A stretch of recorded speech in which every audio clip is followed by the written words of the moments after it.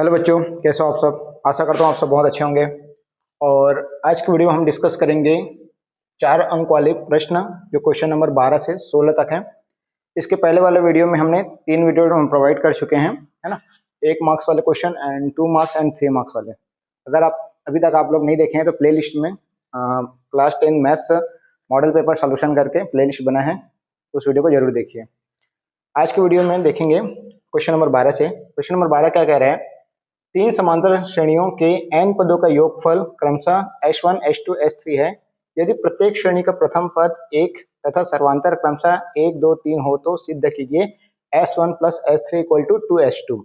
देखिए बच्चों, यहाँ पर जो है क्वेश्चन नंबर जो है 12 जो है बहुत ही इंपॉर्टेंट प्रश्न है, समांतर श्रेणी का फेवरेट क्वेश्चन है, क्योंकि ये मोस्टली हर साल पूछा जाने वाला प्रश्न है।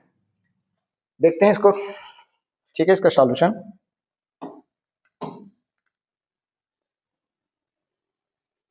एक मिनट, ठीक। देखिए हमें क्वेश्चन में दिया क्या है, दिया है 3 समांतर श्रेणी दिया है, ठीक है। 3 समांतर श्रेणी दिया है जिसमें इनके n पदों का योगफल क्रमशः h1, h2, h3 दिया है, ठीक है।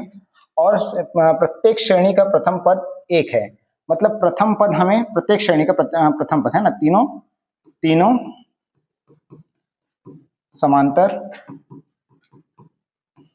श्रेणी का प्रथम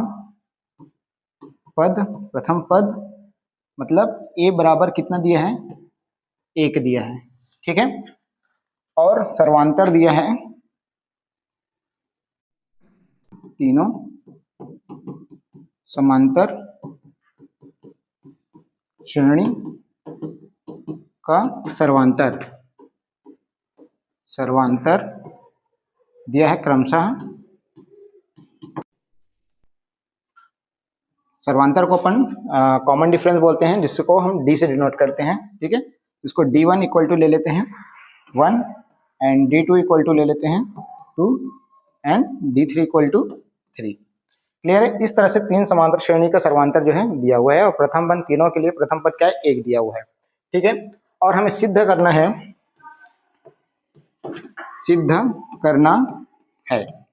क्या सिद्ध करना है, s1 plus s3 equal to 2s2। Clear है। तो देखिए सबसे पहले क्या करेंगे हम, सबसे पहले h1, h2, s3 का मान निकालेंगे, फिर उसके बाद हम लेफ्ट हैंड साइड को कंसीडर करेंगे। लेफ्ट हैंड साइड को कंसीडर करके हम राइट हैंड साइड को प्रूव करेंगे, ठीक है। तो चलिए देखते हैं। देखिए अब यहाँ पर जो है हम जानते हैं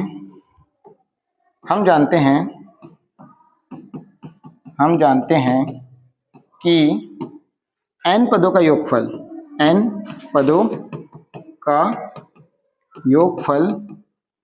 का सूत्र क्या होता है, n पदों का योगफल का सूत्र क्या होता है, इसको हम Sn से डिनोट करते हैं, इक्वल टू क्या होता है, n by two into 2a plus n-1 into d। Clear है। ये n पदों का योगफल का सूत्र है, ठीक है। अब इसमें क्या करेंगे, मान रखेंगे, ठीक है ना।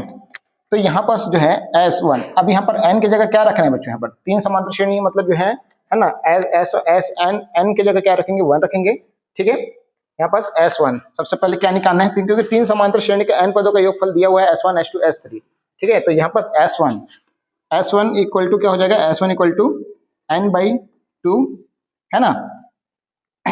देखिए यहाँ पर पदों की संख्या आपको नहीं दिया है ना, ये वाला n नहीं दिया है, ठीक है।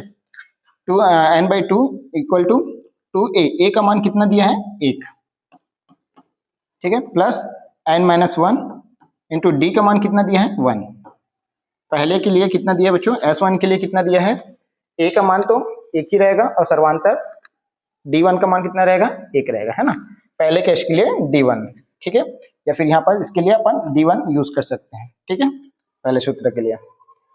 अब इसको सिंप्लीफाई करेंगे तो क्या हो जाएगा, n/2 इंटू 2 इंटू 1 मतलब 2 हो जाएगा, प्लस n-1 इंटू 1 का मल्टीप्लाई करेंगे तो n-1 ही आएगा, ठीक है। तो कितना हो जाएगा, 2 -1 करेंगे तो कितना हो जाएगा, प्लस का 1 ही होगा, और प्लस n हो जाएगा, ठीक है।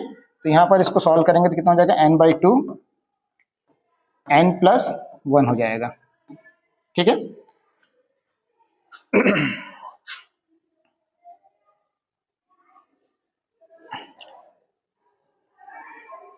ठीक है। देखिए यहाँ पर अब यहाँ पर करेंगे क्या, अब यहाँ पर S1 का मान आ गया, S1 का मान आ गया n/2 इंटू n+1 आ गया। इसको अपन समीकरण 1 ले लेते हैं। ठीक है, समीकरण 1 लेंगे। अब उसी तरह से हम जो है H2 निकालेंगे। ठीक है, तो H2 के लिए कितना हो, क्या फॉर्मूला देखो बच्चों, H2 के लिए हो जाएगा n/2, ठीक है, into 2a plus n-1 into d2 हो जाएगा। क्लियर है। अब यहाँ पर मान रखिए, है ना, a का मान रखेंगे तो n/2, a का मान कितना है बच्चों, एक ही दिया है ना, क्योंकि तीनों समांतर श्रेणी के लिए a का मान जो है प्रथम पद जो है एक ही दिया है, तो एक रखेंगे n-1 इंटू d2। ठीक है, d2 का मान कितना है, 2 था। ठीक है, d2 का मान कितना था, 2। क्लियर है। अब इसको जो है सिंप्लीफाई करेंगे तो कितना हो जाएगा, ये n/2 का n/2 एज इट इज रखेंगे। ठीक है, और ये 2 एकम 2 हो जाएगा, धन अब 2 को अंदर गुणा करेंगे कितना हो जाएगा, ये 2n-2। क्लियर है। अब यहाँ पर जो है ये प्लस का 2 है, ये माइनस का 2 है, ये कट जाएगा। ठीक है ना, तो यहाँ पर क्या बचेगा, n/2 इंटू 2n बस बचेगा।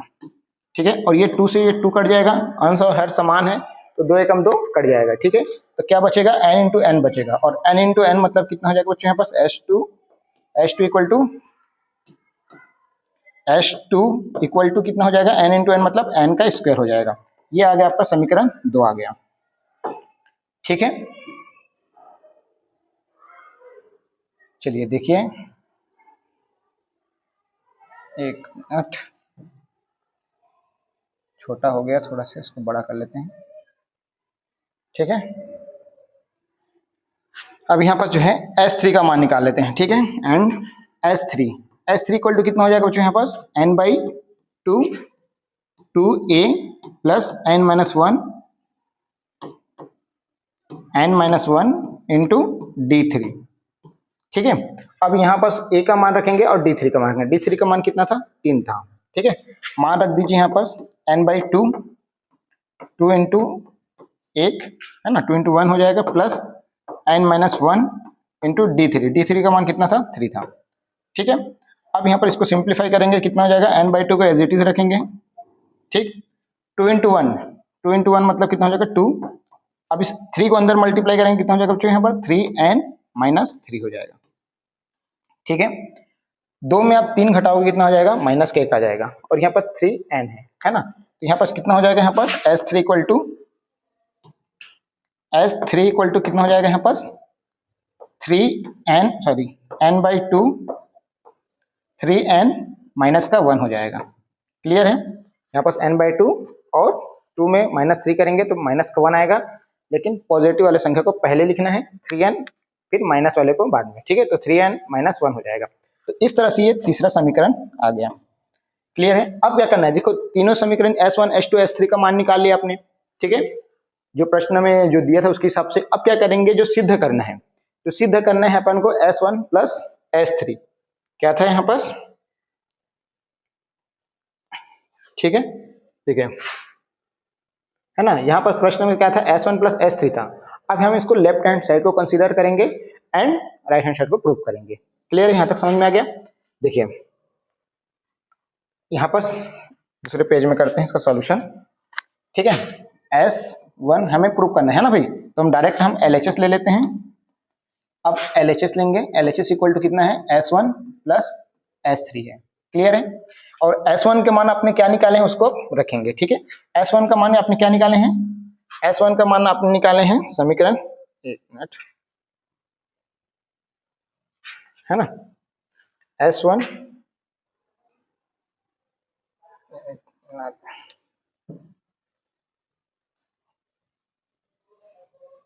कैसे हो गया, ठीक है,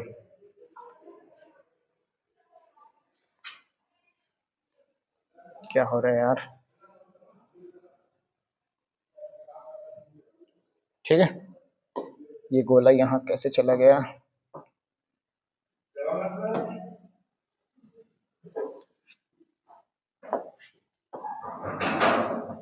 एक मिनट, ये समीकरण एक है ना, तो समीकरण एक जो आया था है ना, S1 का मान आया था n/2 इंटू n+1 था, ठीक है। तो इसको यहाँ पर रखिए n/2 इंटू n+1, ठीक है।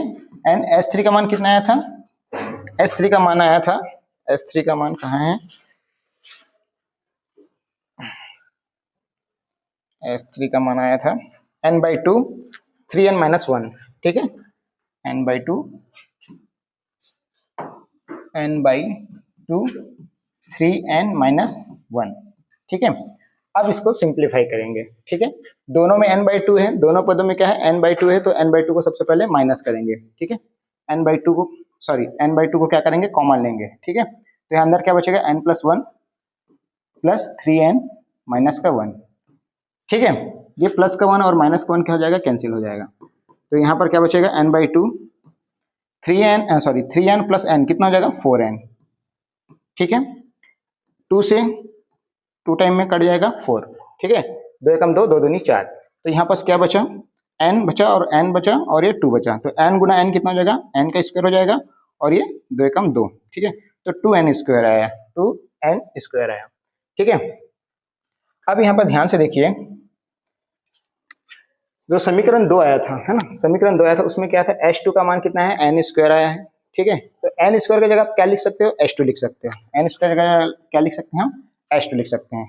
तो यहाँ पर क्या हो जाएगा, ये 2 तो पहले से है, ठीक है, उसको एज इट इज लिखना है, n स्क्वायर की जगह क्या लिख सकते हैं हम, S2 लिखेंगे, ठीक है।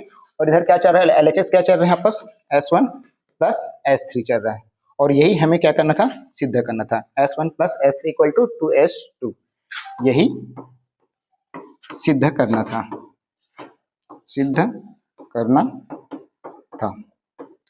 आई होप कि ये क्वेश्चन आपको समझ में आया होगा। ये जो क्वेश्चन है बहुत ही इंपॉर्टेंट प्रश्न है, ठीक है। चल बढ़ते हैं नेक्स्ट क्वेश्चन की ओर, ठीक है।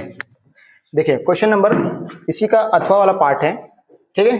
ध्यान से देखिएगा, ये भी क्वेश्चन बहुत ही इंपॉर्टेंट प्रश्न है, क्योंकि ये मोस्टली पूछे जाने वाला प्रश्न है, ठीक है। क्वेश्चन क्या कह रहे हैं, क्लास में हमने इसको अच्छे से कराया भी है, ठीक है।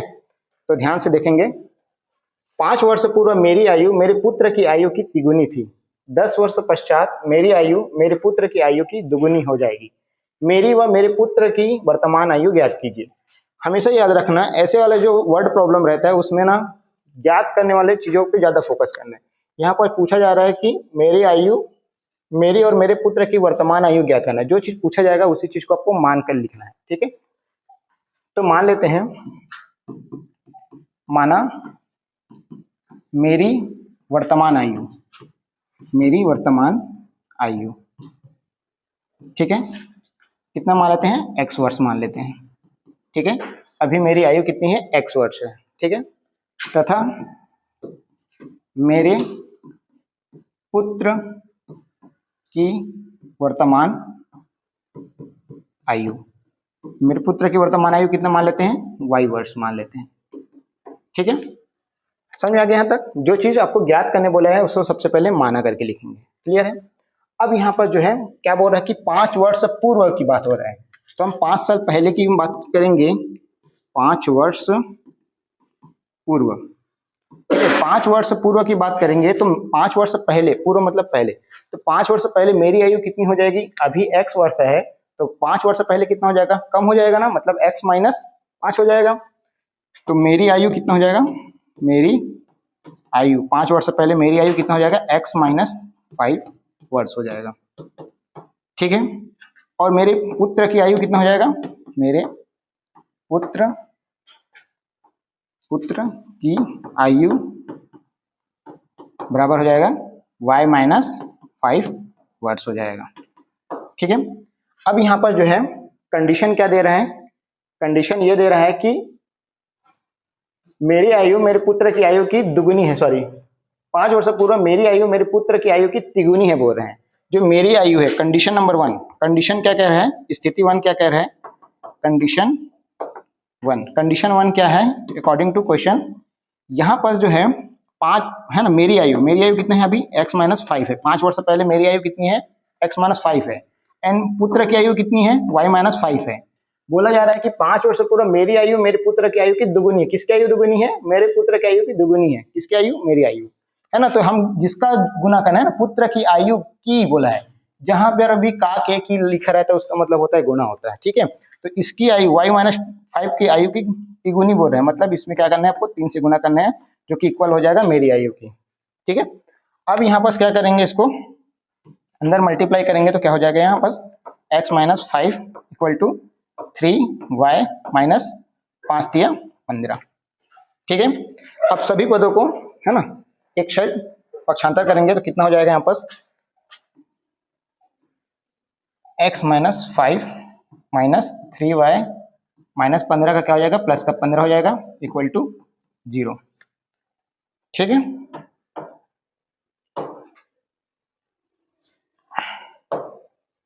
इक्वल टू 0, ठीक है।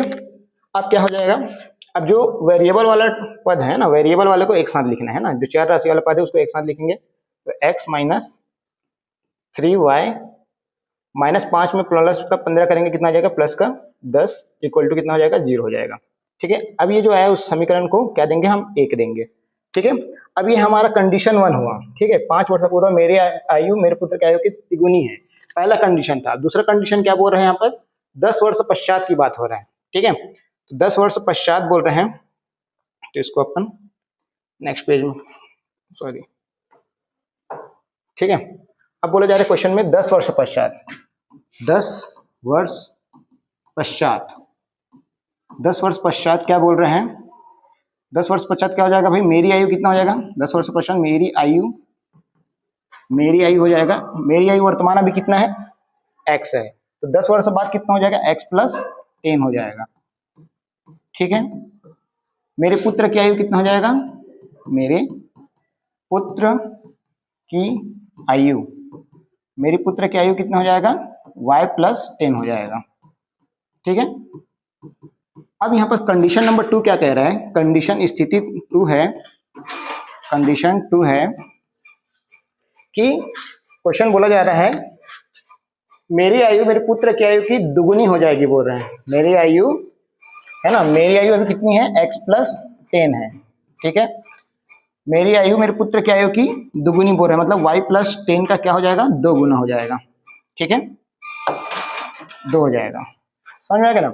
अब क्या करेंगे, इसको सिंप्लीफाई करेंगे, नॉर्मल इसको अंदर मल्टीप्लाई करके इसको पक्षांतर कर देंगे, ठीक है। तो यहाँ पर क्या हो जाएगा, x + 10 equal to 2 × y, 2y plus 2 दहम 10, सॉरी 2 दहम 20, ठीक है। अब यहाँ कहाँ का ए वाला जो पद है उसको क्या करेंगे, हम लेफ्ट हैंड साइड में पक्षांतर करेंगे, तो कितना हो जाएगा यहाँ पर x + 10 माइनस का 2y माइनस का 20 इक्वल टू कितना हो जाएगा, 0 हो जाएगा, ठीक है। जो चर वाले पद को एक साथ लिखिए पहले, x माइनस है ये, x - 2y प्लस का 10 और माइनस का 20 है, तो कितना हो जाएगा, प्लस में +10 में -20 करेंगे तो माइनस का 10 हो जाएगा, इक्वल टू 0। ये हो जाएगा आपका समीकरण 2 हो जाएगा, ठीक है। अब समीकरण 1 और 2 को क्या करेंगे बच्चों, यहाँ पर समीकरण 1 और 2 को क्या करेंगे, घटा देंगे, ठीक है। अब दो चरों का रैखिक समीकरण प्राप्त हो गए हैं, ठीक है, 2 समीकरण प्राप्त हो गया। अब इसको जो है 2 विधि है ना, 3 विधि है, आलेख विधि, प्रतिस्थापन विधि या फिर विलोपन विधि, इस तीनों विधि में से किसी भी विधि से आप इसको सॉल्व कर सकते हैं। मेन होता है यहाँ पर जो है वर्ड प्रॉब्लम से एक समीकरण बनाना, ठीक है। तो हमारे पास समीकरण निकल के आ गए हैं, हम समीकरण 1 और 2 को क्या करेंगे, घटा देते हैं, ठीक है। क्या था समीकरण 1, x - 3y + 10 इक्वल टू 0 है ना, x - 3y equal to, sorry क्या था, x - 3y + 10, ठीक है, x - 3y + 10 equal to 0, and समीकरण 2 क्या है, x - 2y - 10 है ना, x - 2y - 10 इक्वल टू 0, ठीक है, यही है। और चेक कर लेते हैं, x - 2y - 10, ठीक है। अब यहाँ पर क्या करेंगे, इसको क्या करेंगे, दोनों समीकरण को घटा देंगे, ठीक है। देखिए यहाँ पर सिर्फ प्लस का चिन्ह है या माइनस का चिन्ह है, माइनस का चिन्ह है। जब भी हम इसको घटाते हैं तो कई बच्चे क्या करते हैं, गलती करते हैं, यहीं पास गलती होता है। ये प्लस है तो ये हो जाएगा माइनस, इसका चिन्ह ये हो जाएगा, ठीक है। ये माइनस है तो ये प्लस हो जाएगा, घटा रहे हैं, ठीक है। ये माइनस ये क्या हो जाएगा, प्लस हो जाएगा, ठीक है। अब यहाँ पर x प्लस का है और यहाँ पर x माइनस का है, कट जाएगा। प्लस का 2i है यहाँ पर, प्लस का 2i है ना, ये वाला चिन्ह को अब नहीं देखना है। प्लस का 2i एंड माइनस 3y, तो 3y में प्लस का 2i करेंगे तो कितना हो जाएगा, माइनस का y, ठीक है। प्लस का 10 है यहाँ पर, प्लस का 10 है, ये इसका चिन्ह ये ध्यान मत देना है ना, ये हो जाएगा उसका ओरिजिनल चिन्ह क्या हो जाएगा, प्लस का 10 हो जाएगा। प्लस का 10 इक्वल टू कितना हो जाएगा, सॉरी प्लस का 20, 10 और 10 कितना हो जाएगा 20, ठीक है, इक्वल टू 0, ठीक है। इसको जो पक्षांतर करेंगे तो y इक्वल टू कितना आ गया, 20 आ गया, ठीक है। अब इस y का मान को हम समीकरण 1 में रख देंगे, समीकरण 1 में y इक्वल टू 20 रखने पर, ठीक है। तो जब समीकरण 1 में रखेंगे तो क्या होगा, समीकरण 1 यही है, ठीक है। x माइनस 3 इंटू 20 हो जाएगा, y की जगह रखेंगे तो प्लस का 10 इक्वल टू 0, ठीक है। तो x माइनस कितना हो जाएगा यहाँ पर 20 60 प्लस 10 इक्वल टू 0, तो x माइनस कितना हो जाएगा यहाँ पर 50 इक्वल टू 0, मतलब x बराबर कितना आ गया बच्चों यहाँ पर 50, ठीक है। तो x का मान कितना आ गया 50 आया, और आपने x को क्या माने हैं, मेरी आयु माने हैं, ठीक है, मेरी वर्तमान आयु, ठीक है। तो आपने जो पहले क्या लिखे थे, क्या माना करके लिखे थे, माना मेरी वर्तमान आयु x बराबर x वर्ड से लिखे थे, ठीक है। और पुत्र की आयु कितना माने थे आप, y, उसी चीज को आप अतः करके लास्ट में लिखेंगे, ठीक है, सॉरी, हाँ यहाँ पर लिखेंगे अतः मेरी वर्तमान आयु x बराबर, है ना, x बराबर कितना हो जाएगा, x का मान कितना है 50, तो मेरी वर्तमान आयु कितने चल रहा है अभी 50 वर्ष चल रहे हैं, एंड तथा मेरे पुत्र की वर्तमान आयु y इक्वल टू कितना हो जाएगा 20 वर्ष हो जाएगा, ठीक है। तो ये लाइन, पहला लाइन जो माना करके लिखे रहेंगे और लास्ट में अतः करके लिखेंगे, एज इट इज रहेगा, ठीक है। ये आपका क्या हो जाएगा, आंसर हो जाएगा। तो आई होप कि ये क्वेश्चन नंबर आपको समझ में आया होगा, बहुत ही इंपॉर्टेंट प्रश्न है, ठीक है। शुरुआत हम कहाँ से करेंगे, जो चीज ज्ञात करने बोला जाएगा उसी चीज को आपको माना करके लिखेंगे, ठीक है। उसके बाद में आपको जो जो कंडीशन दिया है ना, कंडीशन के अकॉर्डिंग आप 2 समीकरण बनाएंगे, 2 समीकरण आने के बाद आप जैसे चाहेंगे उसको सॉल्व कर सकते हैं, विलोपन विधि से, प्रतिस्थापन विधि से, या फिर आलेख विधि से। आलेख विधि से बनाना तो पॉसिबल नहीं है ना, आलेख विधि से बहुत लंबा हो जाता है, ठीक है, क्योंकि डायग्राम बनाना पड़ेगा। तो विलोपन विधि से आप हल करेंगे, ठीक है। चलिए नेक्स्ट क्वेश्चन क्या कह रहे हैं, क्वेश्चन नंबर 13, समीकरण हल कीजिए, ठीक है। ऐसे क्वेश्चन भी आपको एक प्रश्न आपको देखने को मिलेगा ही बोर्ड पेपर में, ठीक। यहाँ पर बोला गया है कि x plus 1 upon x minus 1 minus x minus 1 upon x plus 1 equal to 5/6, x is not equal to 1 and minus 1 बोल रहे हैं। x का मान जो होगा 1 और माइनस 1 नहीं होना चाहिए, ठीक है। अब यहाँ पर ऐसे प्रश्न में ध्यान से देखेंगे, जब भी आप लोग कुछ भी हो सकते हैं, यहाँ पर x प्लस 1 की जगह यहाँ पर कुछ भी हो सकता है। मान लो अगर त्रिकोणमिति की बात करेंगे, है ना, अगर ये वाला पद और ये वाला पद अगर समान, देखने में समान दिख रहा है, इसका अंश और इसका हर, इसका अंश और इसका हर एकदम क्या दिख रहा है, समान। जब भी ऐसे प्रश्न रहता है तो अपन क्या करते हैं, डायरेक्ट इसको एलसीएम लेके सॉल्व करते हैं। ये अपन एलसीएम लेके आपको नहीं आता है तो इसको तिर्यक गुणा कर दीजिए, ठीक है। तो ध्यान से देखिए, जैसे कि अब अभी त्रिकोणमिति में हमारे पास प्रश्न आता है कि जैसे cos upon 1 plus sine theta, 1 minus 1 plus sine theta upon cos theta, तो ऐसे वाले क्वेश्चन को क्या करेंगे, अपन तिर्यक गुणा करेंगे, ठीक है। चलिए देखिए यहाँ पर, अब यहाँ पर क्या करेंगे बच्चों, यहाँ पर डायरेक्ट हम यहीं पे सॉल्व कर दें, दिया करके नहीं लिख रहे हैं, ठीक है। लेकिन आप लोग पूरे इस क्वेश्चन में बढ़िया से दिया करके लिखेंगे और हल करेंगे, ठीक है। चलिए तो अपन सबसे पहले क्या करेंगे, तिर्यक गुणा करेंगे, ठीक है। x plus 1 into X plus 1, ठीक है।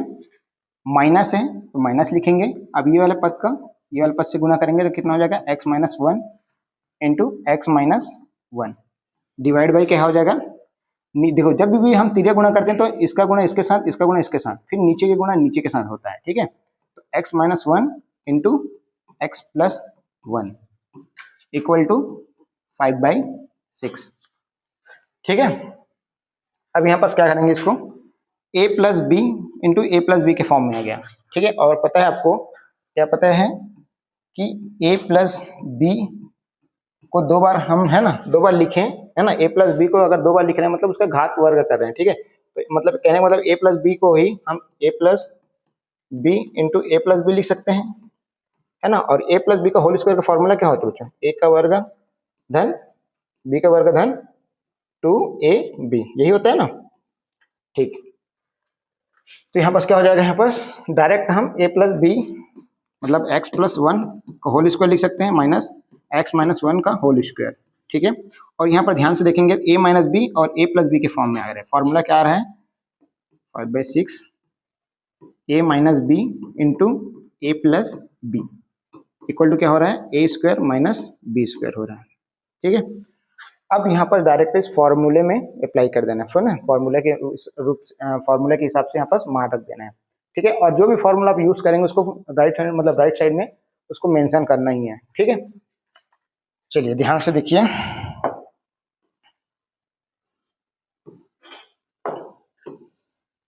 ये हो जाएगा x square minus one square हो जाएगा।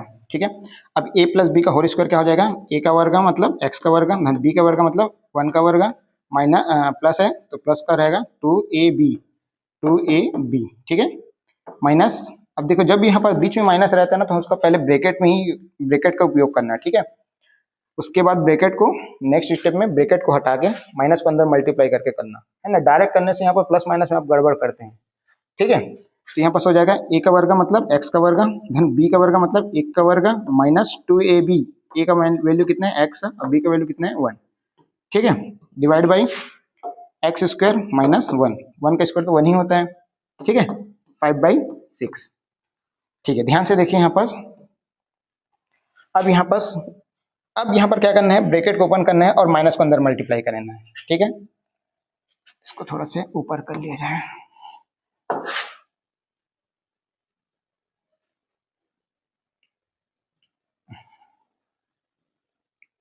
ठीक ठीक है, एक्स स्क्वायर प्लस वन का स्क्वायर तो वन ही होगा plus 2 into x into one मतलब कितना हो जाएगा, 2x हो जाएगा। ठीक है, अब माइनस को अंदर मल्टीप्लाई करोगे तो कितना हो जाएगा, प्लस का एक्स स्क्वायर है वो माइनस का एक्स स्क्वायर हो जाएगा। ठीक है, और ये प्लस का वन स्क्वायर मतलब माइनस का वन हो जाएगा। ठीक, तो ये माइनस और माइनस क्या हो जाएगा, प्लस हो जाएगा, 2 इंटू एक्स मतलब 2x हो जाएगा। ठीक है, ये X square minus one equal to 5/6। ठीक है, अब ध्यान से देखिए ये प्लस का 2x है, यहाँ पर प्लस का 2x है, यहाँ माइनस वन है प्लस वन है, माइनस प्लस कैंसिल हो जाएगा।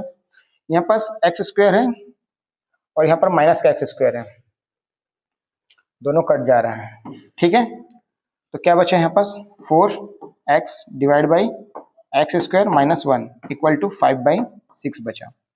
ठीक है, इसको हम सिंप्लीफाई करेंगे, इसको तिरक गुणा करेंगे तो क्या हो जाएगा, ये इसका गुणा इसके साथ करेंगे तो 6 चौक 24 एक्स बराबर 5 का गुणा इसके साथ करेंगे एक्स स्क्वायर माइनस वन के साथ तो 5x स्क्वायर माइनस 5 आएगा। ठीक है, आप ध्यान से देखेंगे तो क्वाड्रेटिक इक्वेशन के जैसे दिख रहे हैं, है ना। इसको हम पूरा रीअरेंज कर लेते हैं। ठीक है, हम ये वाले पद को उधर पक्षांतर करेंगे तो 5x स्क्वायर माइनस का 24x और ये -5 ऑलरेडी उधर है ना, हम ये वाले पद को उधर पक्षांतर कर रहे हैं। ठीक है, 5x स्क्वायर पहले से था, -5 भी पहले से था, हम x के जो घात है ना उसको घटते क्रम में लिख दिए हैं। 5x स्क्वायर माइनस 24x ऋण 5 इक्वल टू क्या हो जाएगा, 0 हो जाएगा, है ना। इस साइड कुछ नहीं बचेगा मतलब 0। ठीक है, अब एक देखा जाए तो एक वर्ग समीकरण बन के तैयार हो गया। अब इसको जो है आप जैसे चाहो कर सकते हो, मध्य पद को तोड़ के हल करना है ना, या फिर सूत्र विधि से हल करना है या फिर पूर्ण वर्ग विधि से हल करना है। 3 विधि है इसको सॉल्व करने का। ठीक है, चलिए ध्यान से देखिए इसको। चलो अपन इसको क्या करते हैं, मध्य पद को तोड़ के हल करते हैं। ठीक है, और ऐसे जो मध्य पद को तोड़ने वाला है जो बहुपद में भी है। ठीक है, बहुपद का भी कॉन्सेप्ट है, तो ध्यान से देखिएगा, है ना, क्योंकि ये मध्य पद को तोड़ने वाला जो कॉन्सेप्ट है वो बहुपद में भी काम आएगा और द्विघात एक चर का द्विघात समीकरण वाले पार्ट में भी काम आएगा। ठीक है, अब यहाँ पर देखिए बच्चों, जो 5x² है minus 24x minus 5 equal to 0 आया। हम क्या करते हैं, मध्य पद को तोड़ने के लिए सबसे पहला स्टेप क्या होता है, a इंटू सी करते हैं। ठीक है, एक काम करो, सबसे पहले इसको तुलना करिए। ठीक है, ax² plus bx plus C equal to 0 से तुलना करने पर। ठीक है, जब इसको तुलना करेंगे तो a का मान कितना हो जाएगा, यहाँ पास 5 हो जाएगा, एंड b का मान कितना है यहाँ पास, यहाँ पर देखिए ध्यान से, है ना, माइनस प्लस में गड़बड़ करते हैं आप लोग। x गुणा प्लस में है b, लेकिन यहाँ पर x गुणा कितना है, माइनस में है। ठीक है, माइनस का 24, और यहाँ पर जो है c का मान कितना है, माइनस में है 5। ठीक है, तो पहला स्टेप होता है a इंटू सी निकालते हैं, a इंटू सी निकालते हैं, मतलब a का मान कितना है 5 और c का मान कितना है माइनस का 5। तो दोनों को सॉल्व करेंगे तो माइनस का कितना होता है, 25 होता है। गुणा करने पर क्या हो रहा है, 25 आ रहा है माइनस का। ठीक है, आपको जोड़ने या घटाने पर कितना आना है, माइनस का 24 लाना है। ठीक है, जोड़ने या घटाने पर, है ना, बस जो भी होगा। ठीक है, तो यहाँ पर अगर मैं इसी को अगर मैं तोड़ूं, ठीक है, देखो गुणा करने पर 25 आना चाहिए और जोड़ने या घटाने पर क्या आना चाहिए, मध्य पद क्या आना चाहिए, 24, माइनस का 24 आना चाहिए। तो हमारे पास में पॉसिबिलिटी क्या क्या हो सकता है, माइनस 25 गुना प्लस का 1 हो सकता है। ठीक है, या फिर 25 गुना माइनस का 1 हो सकता है, क्योंकि इन दोनों को अगर मैं जोड़ूं, ठीक है, माइनस 25 धन 1 करूं तो यहाँ पास होता है माइनस का 24 आता है, और यहाँ पर इसको करूं मैं, देखो 25 माइनस, है ना, 25 माइनस 1, तो यहाँ पर प्लस का 24 आता है। ठीक है, तो हमें क्या चाहिए, माइनस का 24 चाहिए, माइनस का 24 चाहिए, मतलब मैं ये मध्य पद को कैसे तोड़ूंगा, माइनस 25 धन 1 में तोड़ूंगा। ठीक है, आई होप कि समझ में आया होगा यहाँ तक। ठीक है, ध्यान से देखिए, तो यहाँ पास क्या हो जाएगा 5। ठीक है, तो 5x² को एज इट इज लिखना है। अब यहाँ पास क्या करना है, माइनस 25 है ना, माइनस 25 धन 1 में तोड़ना है किसको, 24 को। क्लियर है। अब यहाँ पर जो है ऐसे, अगर आप ऐसे लिख रहे हो, सॉरी, है ना, एक मिनट, हम डायरेक्ट लिख देते हैं यहाँ पास। ठीक है, माइनस 25 धन 1 है, मतलब उसको x के फॉर्म में लिख लेना है डायरेक्ट। ठीक है, 25x माइनस 25x धन 1x, और क्या है, माइनस का 5 इक्वल टू 0। ठीक है, मध्य पद में तोड़ना सीख गए। माइनस 24 को हम ऐसे लिख सकते हैं, माइनस 25x में प्लस का 1x करेंगे तो माइनस 24 ही आता है। ठीक है, अब क्या करेंगे, पेयर बनाएंगे। ठीक है, जोड़ा बनाएंगे, है ना, और इस पेयरिंग में क्या कॉमन निकल रहा है उसको देखेंगे। x दोनों पदों में है तो x तो बाहर निकलेगा ही निकलेगा, 5 के पहाड़ा में 25 आता है, मतलब 5 भी बाहर निकलेगा। ठीक है, तो यहाँ पर 5x बाहर निकल गया तो सिर्फ यहाँ पर बचेगा x बचेगा, और यहाँ पर 5 पंचे 25 होता है, मतलब 5 बचेगा। ठीक है, प्लस यहाँ पर दोनों में कॉमन क्या है भाई, एक कॉमन है ना, दोनों में एक है, यहाँ पर 5 गुना 1 मतलब एक ही तो है ना यहाँ पर भी, तो यहाँ से एक बाहर निकल सकता है, तो यहाँ पर अंदर क्या बचेगा, x माइनस 5 इक्वल टू 0। अब यहाँ पर ध्यान से देखेंगे तो x माइनस 5 यहाँ पर भी है और यहाँ पर भी है, तो दोनों पदों में क्या x माइनस 5 बाहर निकल जाएगा, x माइनस 5 गुना अंदर क्या बचेगा, 5x धन 1, 5x धन 1। क्लियर है, इक्वल टू 0। अब इन दोनों पदों को 0 से कंपेयर करेंगे तो x माइनस 5 इक्वल टू कितना हो जाएगा, 0 हो जाएगा। ठीक है, और 5x प्लस 1 इक्वल टू 0 हो जाएगा, तो यहाँ पास x बराबर कितना आ जाएगा, 5 हो जाएगा। ठीक है, इसको हम पक्षांतर करेंगे तो माइनस 5 उधर जाके क्या हो जाएगा, प्लस का 5 हो जाएगा। ठीक है, तो x का मान आ गया 5 आ जाएगा। अब इसको 1 को पक्षांतर करोगे तो यहाँ पास क्या हो जाएगा, माइनस का 1 हो जाएगा। ठीक है, माइनस का 1, इधर क्या हो जाएगा 5x। मुझे x का मान ज्ञात करना है तो कितना हो जाएगा, x बराबर हो जाएगा माइनस 1/5 हो जाएगा। तो x का मान जो आया बच्चों वो क्या आया, x इक्वल टू 5 आया और माइनस 1/5 आया। ठीक है, और हमें क्वेश्चन में बोला गया था कि जो x का जो मान होगा, x का जो मान होगा वो जो है +1 और -1 नहीं होना चाहिए बोल रहे हैं, है ना। ठीक है, क्या हो गया, ठीक, क्वेश्चन में बोला गया था कि जो x का मान होगा वो 1 के बराबर नहीं होना चाहिए, -1 के बराबर नहीं होना चाहिए, और हमारे पास में x का वैल्यू कितना आया, 5 और माइनस 1/5 आया। ठीक है, आई होप कि क्वेश्चन आपको समझ में आया होगा। ठीक है, क्वेश्चन थोड़ा सा बड़ा है ना, ध्यान से देखिएगा थोड़ा। ठीक है, हमेशा इसको ऐसे वाले प्रश्न को सबसे पहले तिर्यक गुना करेंगे। और देखिए यहाँ पर हल करने बोला जाता है ना, तो हम लेफ्ट हैंड साइड और राइट हैंड साइड को दोनों को साथ में लेके चलते हैं। अब सिद्ध करने बोला जाता है तो हम क्या करते हैं भाई, सिर्फ लेफ्ट हैंड को हल करते हैं और राइट हैंड साइड प्रूव करते हैं। ठीक है, आई होप कि ये क्वेश्चन समझ में आया होगा। बढ़ते हैं नेक्स्ट क्वेश्चन की ओर। ये भी बहुत ही इंपॉर्टेंट प्रश्न है। ठीक है, क्वेश्चन क्या कह रहे हैं, इसी का अथवा वाला पार्ट है। 1 और 100 के बीच सभी प्राकृत संख्याओं का योगफल ज्ञात कीजिए जो 3 के गुणज हो, बोल रहे हैं। अब जब भी बोल बच्चों जैसे कि जो भी गुणज बोले जाएगा, ठीक है, ऐसे क्वेश्चन में जो भी 3 का गुणज बोलेगा, 4 का गुणज बोले या 5 का गुणज बोले, जैसे भी बोले, तो कहने का मतलब 3 का गुणज मतलब आपका 3 का पहाड़ा ही तो पढ़ना है। 3 एकम 3, 3 दूनी 6, 3 के 9, 3 चौक 12, ऐसे करके पढ़ते जाना है। ठीक है, अब यहाँ पर जो है कि 1 से 100 के बीच बोला जा रहा है। ठीक है, मतलब 1 से लेकर पूरा 100 तक। ठीक है, 1 से लेकर 100 तक के सभी प्राकृतिक संख्या। और प्राकृतिक संख्या का मतलब क्या होता है, नेचुरल नंबर। नेचुरल नंबर मतलब क्या होता है, गिनती संख्या। ठीक है, मतलब हम जिसको हम गिन सकते हैं। गिनने का शुरुआत कहाँ से होता है, 1 से होता है। ठीक है, 1 से लेकर 100 तक की जितनी प्राकृतिक संख्या है उसमें से क्या बोल रहा है कि उनका योगफल ज्ञात करना है जो कि 3 के गुणज हो। सिर्फ 3 के गुणज वालों को योगफल ज्ञात करना है। ठीक है, तो जैसे कि पहला 3 का गुणज में क्या है, 1 से शुरुआत, 1 और 100 के बीच में पहला कौन सा संख्या होगा, 3 होगा। ठीक है, पहला संख्या क्या होगा, 3 होगा। दूसरा संख्या क्या होगा, 6 होगा। तीसरा संख्या क्या होगा, 9 होगा, है ना। 3 दूनी 6, 3 के 9, ऐसे करते करते करते कहाँ तक जाएगा, ये 99 तक जाएगा, क्योंकि 3 के पढ़ा में 99 आता है, फिर 100 हो जाएगा। ठीक है, तो एक तरह से अब देखा जाएगा तो एक समांतर श्रेणी बन के तैयार हो गया। ठीक है, एपी बन के तैयार हो गया, अरिथमेटिक प्रोग्रेशन, है ना। ये सॉल्यूशन वाला पार्ट है। ठीक, 1 से 100 के बीच में सभी प्राकृतिक संख्याओं का योगफल ज्ञात करने बोला है, 3 जो कि 3 के गुणज है। और 3 के गुणज का मतलब होता है कि आपको 3 का पढ़ा ही पढ़ना है। ठीक है, 1 से 100 के बीच में पहला संख्या क्या हो जाएगा, 3 हो जाएगा। तो एक तरह से देखा जाए तो यहाँ पर समांतर श्रेणी बन के तैयार हो गया, है ना। ऐसे क्वेश्चन में सबसे पहले आपको क्या करना है, समांतर श्रेणी बनाना है। ठीक है, अब यहाँ पर समांतर श्रेणी का प्रथम पद क्या बन गया, प्रथम पद ए बराबर क्या हो गया, 3। ठीक है, सर्वांतर कैसे निकालते हैं, दूसरा पद माइनस प्रथम पद। तो दूसरा पद क्या है, डी बराबर 6 माइनस 3। ठीक है, तो कितना होगा, 3 ही होगा। कायदे से देखा जाए तो 3 का पहाड़ा पढ़ने तो सभी का डिफरेंस तो 3 ही होगा। ठीक है, सर्वांतर 3 निकल गया। अब इसका अंतिम पद क्या आ रहा है बच्चों, अंतिम पद क्या है, अंतिम पद को हम किससे डिनोट करते हैं, ए एन से डिनोट करते हैं। ठीक है, इक्वल टू कितना हो जाएगा, 99 हो जाएगा। क्लियर है।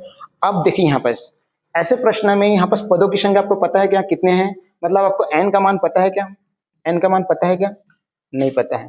ठीक है, तो जब एन का मान पता नहीं होगा तो हम क्या करेंगे, जो ये वाला अंतिम पद का जो फॉर्मूला होता है ना, एनवा पद का, वहां से हम एन का मान निकालेंगे। ठीक है, फिर जो है योगफल वाला जो सूत्र है एस एन वाला, उसमें हम मान रखेंगे। ठीक है, चलिए ध्यान से देखिए, फॉर्मूला क्या होता है हम जानते हैं, एनवा पद है ना, एनवा पद के लिए सूत्र क्या होता है, ए एन बराबर A plus N minus 1 into D. हम ये वाला फॉर्मूला क्यों यूज कर रहे हैं, क्योंकि यहाँ पर हमें प्रश्न में एनवा पद नहीं दिया है ना, मतलब सॉरी, पदों की संख्या नहीं दिया है, कितने पद हैं, है ना, 1 2 3 पूरा पूरा गिनना पड़ेगा। और ऐसे गिनने के लिए हमारे पास टाइम नहीं है, तो हम डायरेक्ट क्या करेंगे, फॉर्मूला यूज करेंगे। ठीक है,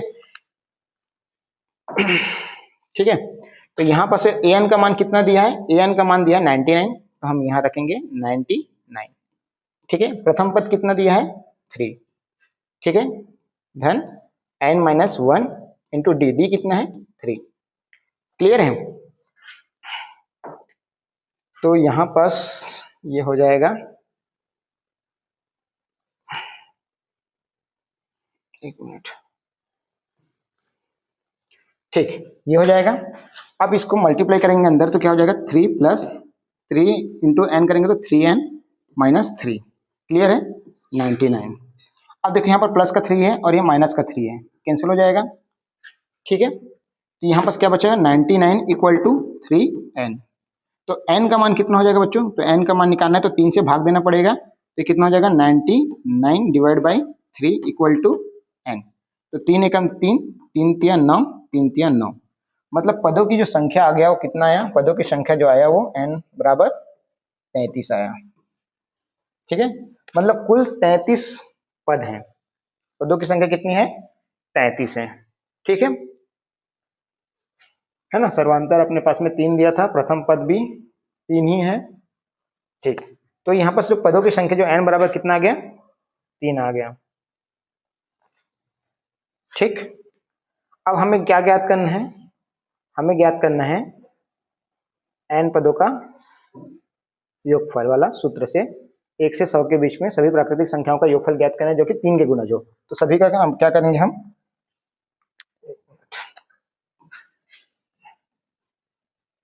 फॉर्मूला को लिखेंगे। सबसे पहले एस एन इक्वल टू क्या होता है, n/2 इंटू, अब यहाँ पर देखिए प्रथम पद भी दिया हुआ है ना, प्रथम पद दिया हुआ है और अंतिम पद भी दिया हुआ है। जब भी प्रथम पद और अंतिम पद दिया रहता है तो ये वाला सूत्र यूज करेंगे, a प्लस ए एन वाला सूत्र है। ठीक है, n/2 है ना, into a plus A N. तो यहाँ पर मान रख देंगे, n का मान कितना है, 33 है। ठीक है, n का मान कितना है, 33 है। a का मान कितना है, 3 है।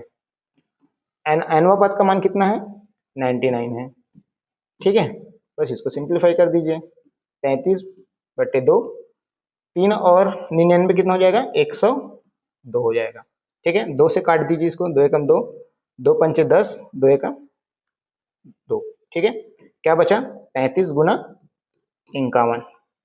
ठीक है, अब इसको हम मल्टीप्लाई करेंगे बच्चों, तो कितना आ जाएगा, है ना, हम इसको गुना करेंगे, कितना आ जाएगा, ये 33 का पढ़ा पढ़िए, 33 एकम 33।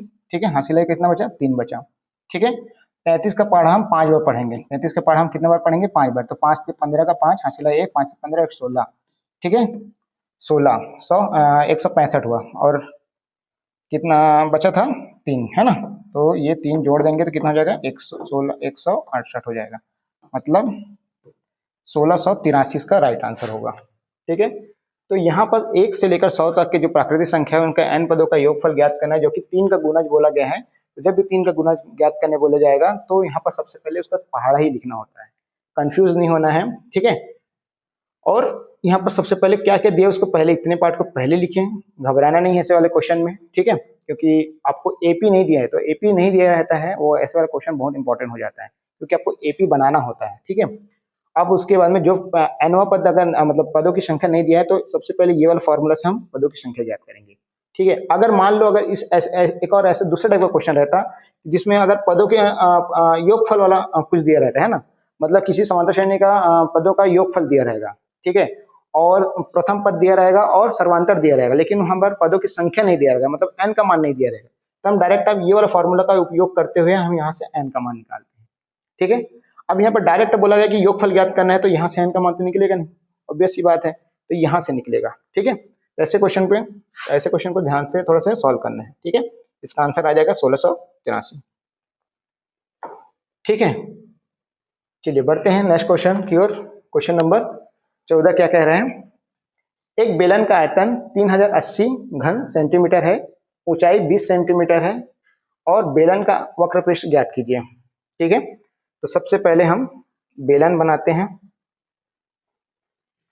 ठीक है, अरे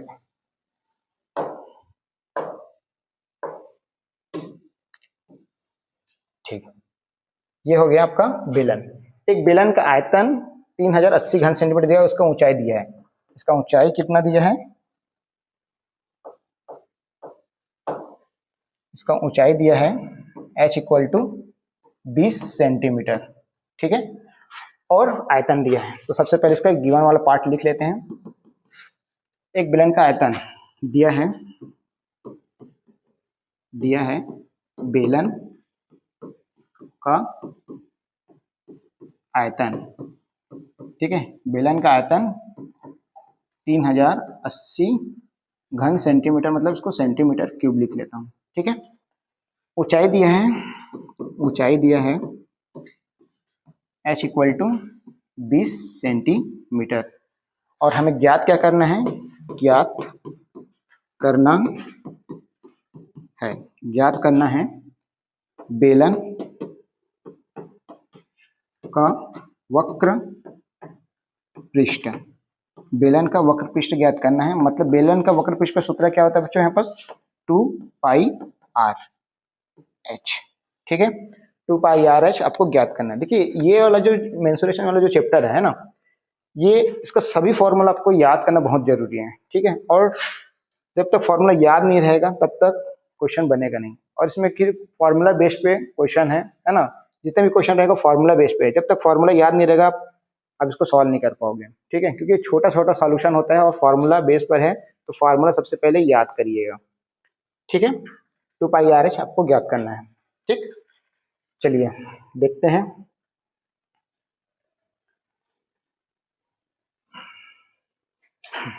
ठीक, अब यहाँ पास क्या नहीं दिया है हमें, देखिए, देखो बेलन जो बनता है वो दो समतल पृष्ठ और एक कर्व पृष्ठ से बनता है, ठीक है। सॉरी,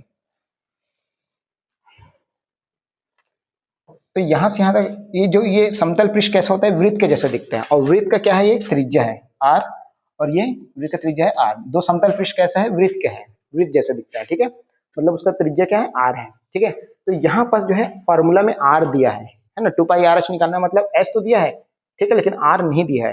लेकिन r नहीं दिया है तो उसके लिए क्या दिया है, बेलन का आयतन दिया है।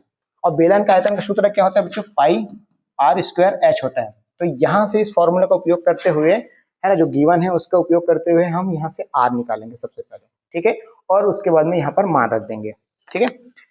तो हम बेलन का आयतन बराबर क्या दिया है, 3080। अब बेलन का आयतन का सूत्र क्या होता है, πr²h इक्वल टू 3080 हो जाएगा, ठीक है। अब यहाँ पर आप डायरेक्ट यहाँ पर पाई का मान रख दीजिए। पाई का मान, अगर आप पाई का मान नहीं रखना चाहते हैं, है ना, तब भी ये सॉल्व हो जाएगा, है ना, पाई और एच का मान, क्योंकि पाई एच डायरेक्ट यहाँ पर भी रखना ही पड़ेगा, है ना। चलो इसको पूरा ही सॉल्व कर देते हैं। पाई का मान कितना हो जाएगा, पाई का मान हो जाएगा 22/7 गुणित r का स्क्वायर इंटू एच का मान कितना है 20, ठीक है, 3080, ठीक है। अब यहाँ पर ध्यान से देखिए, इसको थोड़ा से ऊपर ही कर लेते हैं।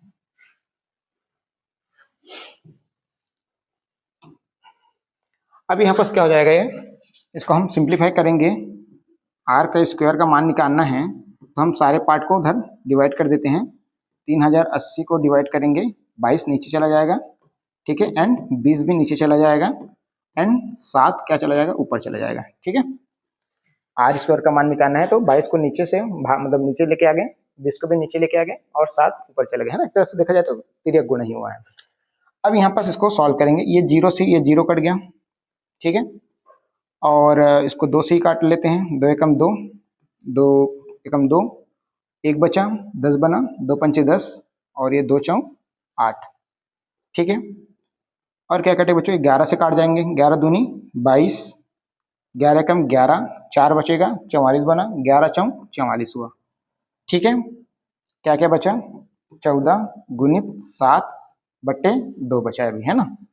2 एकम 2, 2 सत्ते 14, मतलब क्या बचा, 7 गुना 7, मतलब 7 सत्ते 49, ठीक है। मतलब r² इक्वल टू कितना आया, 49 आया, है ना। या 49 को अपन डायरेक्ट ऐसे लिख लेते हैं, 7 का वर्ग ही लिख लेते हैं, ठीक है। वर्ग से वर्ग कैंसिल हुआ तो r का मान कितना आ गया, 7 सेंटीमीटर, ठीक है। यूनिट को खास तौर पे ध्यान देंगे, यूनिट लिखना है आपको। सेंटीमीटर में दिया तो सेंटीमीटर मेंशन करना है जब आप त्रिज्या निकाल रहे हो या कोई भी चीज निकाल रहे हो, ठीक है। चलिए, अब त्रिज्या निकल गया, है ना। r फॉर्मूला में जो डायग्राम में मेंशन कर देना 7 सेंटीमीटर, ठीक है, r निकल गया। अब क्या निकालना है हमें, बेलन का वक्र पृष्ठ का निकालना है, ठीक है। डायरेक्ट फॉर्मूले में मान रख देंगे, फॉर्मूले में मान रख देंगे तो कितना आ जाएगा, बेलन का वक्र पृष्ठ बराबर कितना हो जाएगा, 2πRH। मान रख दीजिए यहाँ पर 2, पाई का मान कितना होता है 22/7, r का मान कितना निकाले हैं अपने 7, और h का मान कितना दिया है 20 दिया है, ठीक है। 7 से 7 कट जाएगा, ठीक है, और यहाँ पास हो जाएगा 22 दूनी 44 हो गया, और क्या बचा इधर 20 बचा, ठीक है। तो ये हो जाएगा बच्चों, शून्य का शून्य हो जाएगा, 4 दूनी 8, और ये 4 दूनी 8, ठीक है। तो 880 आया, ठीक है। अब बेलन का वक्र पृष्ठ का क्षेत्रफल हो रहा है ना, बेलन का वक्र पृष्ठ का क्षेत्रफल है ना, क्षेत्रफल, और क्षेत्रफल का सूत्र क्या होता है बच्चों? यहाँ पर वर्ग इकाई होता है, वर्ग इकाई होता है। तो यहाँ पर सेंटीमीटर में दिया तो यहाँ पर उत्तर क्या किस में आएगा? सेंटीमीटर का वर्ग हो जाएगा। क्लियर है? तो ये आपका आंसर है। आई होप कि क्वेश्चन नंबर कौन सा था ये, जो भी था वो समझ में आया होगा। कहाँ चला गया? ठीक है, क्वेश्चन नंबर 14 आपको समझ में आया होगा। ऐसे क्वेश्चन बहुत ही इंपॉर्टेंट प्रश्न है, पहले बता रहा हूँ। और इसमें जो है एक क्वेश्चन ऐसा आता है कि बेलन को पिघलाकर क्या बना रहे हैं? गोला बना रहे हैं। और गोले को पिघलाकर या शंकु बना रहे हैं। तो ऐसे क्वेश्चन एक ना क्वेश्चन आपको पेपर में देखने को मिलेगा। जब भी आपको एक चीज से पिघलाकर दूसरा चीज बनाया जाता है, ठीक है, तो हमेशा जो है दोनों चीजों का आयतन को बराबर करना होता है। ठीक है, जैसे कि शंकु को पिघलाकर बेलन बना रहे हैं, तो शंकु का आयतन और बेलन का आयतन दोनों को बराबर करना रहता है। ठीक है, ऐसे वाले क्वेश्चन को भी डिस्कस करेंगे। आई होप कि ये वाला क्वेश्चन समझ में आया होगा। बढ़ते हैं नेक्स्ट क्वेश्चन की ओर, जैसे कि ये वाला क्वेश्चन है। ठीक है, आ गया क्वेश्चन। क्या कह रहे हैं? इसी का अथवा वाला पार्ट है। 2 सेंटीमीटर त्रिज्या वाली 64 गोलियों को पिघलाकर एक बड़ा गोला बनाया गया। अब देखो, इसमें गोला को ही पिघलाकर गोला बना रहे हैं ना, छोटा छोटा जो गोला है उसको पिघलाकर बड़ा सा गोला बनाना है। ठीक है, अब इसी क्वेश्चन में ऐसा भी दे सकता है, ठीक है, कि 2 सेंटीमीटर त्रिज्या वाली 64 गोलियों को पिघलाकर एक बेलन बनाया जाता है ना। ऐसे क्वेश्चन भी बन सकते हैं यहाँ पर, लेकिन यहाँ पर सिर्फ बड़ा गोला बोल रहे हैं तो गोला ही बनाना है। ठीक है, तो दोनों मतलब गोले का जो त्रिज्या है, सॉरी आयतन है ना, उसको अपन क्या करेंगे? बराबर करेंगे।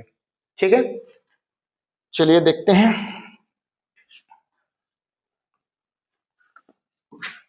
क्वेश्चन जो है 2-3 प्रकार से बनता है, पहले बता रहा हूँ, है ना। एक चीज को पिघलाकर दूसरे वाला बनाना है। बेलन को गोला बोल देगा, गोला को गोला बोल देगा, ठीक है, या फिर बेलन को शंकु बोल देगा, इस तरह से। ठीक, पिघला के बनाना है। ठीक, तो यहाँ पर दिया क्या है? दिया है 2 सेंटीमीटर त्रिज्या वाली 64 गोले, है ना। तो छोटे गोले की त्रिज्या मतलब आर ले लेते हैं, छोटा आर इक्वल टू 2 सेंटीमीटर। ठीक है, छोटे गोले की त्रिज्या कितना ले लेते हैं? 2 सेंटीमीटर। एंड माना बड़े गोले की त्रिज्या, बड़े गोले की त्रिज्या मान लेते हैं capital R equal to, sorry ये तो हमें माना करके लिख रहे हैं ना। ठीक, अब यहाँ पर ध्यान से देखिए, आपको पता है छोटे गोले का आयतन, छोटे गोले का आयतन, छोटे गोले का आयतन बराबर क्या हो जाएगा? बड़े गोले का आयतन। ठीक है, ठीक है, एक काम करते हैं, बड़े को पहले, सॉरी बड़े को हम इस साइड लिख लेते हैं। ठीक है, बड़े को इस साइड लिख लेते हैं, क्योंकि हमें बड़े गोले के बारे में पूछा जा रहा है, तो बड़े गोले का मान ज्ञात करना है ना। बड़े गोले का आयतन बराबर क्या हो जाएगा? छोटे गोले का आयतन। अब ध्यान से देखिए, यहाँ पर क्या बोल रहा है कि 2 सेंटीमीटर त्रिज्या वाली 64 गोलियों को पिघलाकर, कितने गोले हैं भाई? 64 गोले हैं। ठीक है, तो 64 इंटू कितना हो जाएगा बच्चों? छोटे गोले का आयतन। ठीक है, बराबर क्या हो रहा है? एक बड़ा गोला बन रहा है, तो मतलब दोनों ही बराबर होगा ना भाई। 64 गोला जो होगा वो एक बड़ा गोले के बराबर होगा। ठीक है, मतलब दोनों का आयतन क्या होगा? बराबर होगा। तो आपको पता होगा गोले का आयतन का सूत्र क्या होता है? 4/3 pi R cube, 4/3 pi R cube, 4/3 pi R cube होता है। ठीक है, इक्वल टू क्या हो जाएगा यहाँ पास? देखो यहाँ पर बड़े गोले का त्रिज्या क्या आप मान रहे हो? Capital R. ठीक है, कैपिटल आर। ठीक है, कैपिटल आर, तो कैपिटल आर का क्यूब हो जाएगा। ठीक है, और यहाँ पास क्या हो जाएगा? 64 गुणित 4/3 पाई आर क्यूब होगा। छोटे गोले के हम त्रिज्या क्या माने? Small R. ठीक है, अब यहाँ पर बस मान रखना है बच्चों। यहाँ पर ध्यान से देखेंगे, कुछ नहीं करना है। 4/3 से 4/3 कट जाएगा, पाई से पाई कट जाएगा। ठीक है, क्लियर है? अब यहाँ पास क्या बचा? यहाँ पर बचा capital R square equal to 64 into small R का वैल्यू कितना है बच्चों? यहाँ पर 2 सेंटीमीटर है, 2 सेंटीमीटर है, मतलब 2 का क्यूब हो जाएगा। ठीक है, तो यहाँ पर हो जाएगा 64 इंटू कितना हो जाएगा? अब 64 को अपन क्या लिख सकते हैं, अगर ध्यान से देखेंगे इसको तो यहाँ पर क्यूब है, मतलब इसको भी घात 3 वाले में तोड़ना है ना। ऐसा किसका घात करेंगे कि 64 आ जाए? तो ध्यान से देखेंगे आप लोग, तो ये हो जाएगा आपका 64 का किसका गुना करने पर होता है बच्चों? 4 का होता है, 4 गुना 4 गुना 4। ठीक है, 4 चौक 16 और 16 चौक 64, तो हम इसको 4 का घात 3 लिख सकते हैं। यहाँ पर 2 के घात 3 है। अगर जब इस तरह से है बच्चों यहाँ पर तो दोनों के घात 3 है, तो हम इसको कैसे लिख सकते हैं? 4 गुना 2 के घात 3 लिख सकते हैं। ठीक है, अब यहाँ पर ऐसे करने से क्या हुआ, देखो यहाँ पर घात 3 है, ये घात 3 से ये घात 3 कट गया, तो R cube sorry R equal to कितना होगा? 4 दूनी 8, तो आर बराबर कैपिटल आर बराबर कितना है बच्चों? 8 सेंटीमीटर आ गया। ठीक है, 8 सेंटीमीटर आ गया त्रिज्या। ठीक है, अब देखिए क्वेश्चन क्या कह रहा था, एक बार फिर से देखते हैं। कैपिटल है ना, ठीक, 2 सेंटीमीटर त्रिज्या वाली 64 गोलियों को पिघलाकर एक बड़ा गोला बनाया गया, बड़े गोले की त्रिज्या ज्ञात कीजिए, और यही हमें ज्ञात करना था। ठीक है, यही ज्ञात करना था। देखो ऐसे क्वेश्चन देखो देखने में कितने नंबर क्वेश्चन है? 4 नंबर क्वेश्चन है, और छोटा सा पेज में मतलब बन जाएगा ये, है ना, छोटा सा कैलकुलेशन है यहाँ पर। जब भी आप एक चीज से पिघलाकर देखो, ये जो मेंसुरेशन वाला जो चैप्टर है, ये वाला जो चैप्टर है ना, ये जो चैप्टर है इसमें छोटा सा सॉल्यूशन है, बस इसका कैलकुलेशन बहुत छोटा रहता है लेकिन नंबर बड़ा देता है। ठीक है, तो इस वाले चैप्टर को अच्छे से प्रैक्टिस करना। गोला है ना, बेलन एंड शंकु, इन तीनों का फॉर्मूला अच्छे से कम याद होना चाहिए। ठीक है, खास तौर पे इसका आयतन वाला फॉर्मूला। ठीक है, आयतन और वक्र पृष्ठ। ठीक है, और संपूर्ण पृष्ठ, तीन ही तो मेन ज्यादा फॉर्मूला जो पेपर में पूछा जाता है। वक्र पृष्ठ पूछेगा या संपूर्ण पृष्ठ पूछेगा या फिर आयतन। ठीक है, अगर एक गोले को मतलब एक चीज को पिघलाकर दूसरा चीज बनाया जाता है तो क्या करना रहेगा? दोनों को आयतन को क्या करना है? बराबर कर देना है। क्लियर है? 64 गोले को पिघलाकर हम बड़ा गोला बना रहे हैं, तो दोनों को आयतन को बराबर कर देना है और डायरेक्ट ऐसे मान रख देना है। देखो यहाँ पर पूरा 22/7 करके अपना हल करते मत रहना है, क्योंकि लेफ्ट हैंड साइड और राइट हैंड साइड अगर दोनों इक्वल है तो दोनों कट जाएगा। ठीक है, डायरेक्ट आप काट सकते हैं। ठीक है, इसमें एकदम मान रख के उसको हल करते मत बैठना है। ठीक है, इस ऐसे वाला मतलब इस चैप्टर में क्या होता है कि जनरली ना पूरा कैलकुलेशन मत करना है ना, पूरा उसको पूरा गुना मत करना, क्योंकि ये कटता है ना, तो अपना कैलकुलेशन को थोड़ा लेंथी मत करना, है ना, इजिली कट रहा है तो उसको काट देना है। ठीक है, आई होप कि इस क्वेश्चन ये वाला जो क्वेश्चन आपको समझ में आया होगा। बढ़ते हैं नेक्स्ट क्वेश्चन की ओर।